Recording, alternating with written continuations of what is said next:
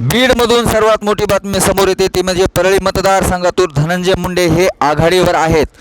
धनंजय मुंडे हे तब्बल 5000 प्लस मतांनी आघाडीवर आहेत। बारामतीतून पोस्टल मताने मतमोजणी केली तेव्हा अजित पवार हे पिछाडीवर होते। ईव्हीएम मतमोजणी सुरू केली त्यावेळेस बारामतीतून अजित पवार हे आघाडीवर दिसत आहेत। येवल्यातून सर्वात मोठी बातमी समोर येते ती म्हणजे छगन भुजबळ हे पिछाडीवर आहेत। छगन भुजबळ हे पिछाडीवर आहेत। परळीतून धनंजय मुंडे आघाडीवर आहेत। बारामतीतून अजित पवार आघाडीवर आहेत। येवल्यातून छगन भुजबळ हे पिछाडीवर आहेत।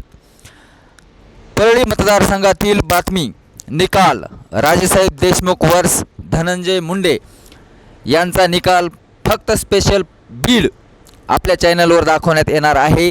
त्यामुळे स्पेशल बीडचा निकाल पाहणाऱ्या प्रेक्षकांनी आपल्या चॅनलला सबस्क्राईब करा, नोटिफिकेशन ऑन करा, कारण आज दिवसभराचा महानिकाल फक्त आणि फक्त बीड जिल्हा हा दाखवला जाणार आहे। आणि मोठमोठे दिग्गज नेते अजित पवार असतील, छगन भुजबळ असतील, एकनाथ शिंदे असतील, देवेंद्र फडणवीस असतील, जे दिग्गज नेते आहेत त्यांचीसुद्धा अपडेट आपल्या चॅनलवर दाखवण्यात येणार आहे। परळी मतदारसंघातील निकाल पाहण्यासाठी आता चॅनलला सबस्क्राईब करा। आणि सध्याची मोठी अपडेट आहे, परळीतून धनंजय मुंडे हे आघाडीवर आहेत। जरांगे फॅक्टरचा परिणाम परळी मतदारसंघामध्ये तेवढा दिसत नाही।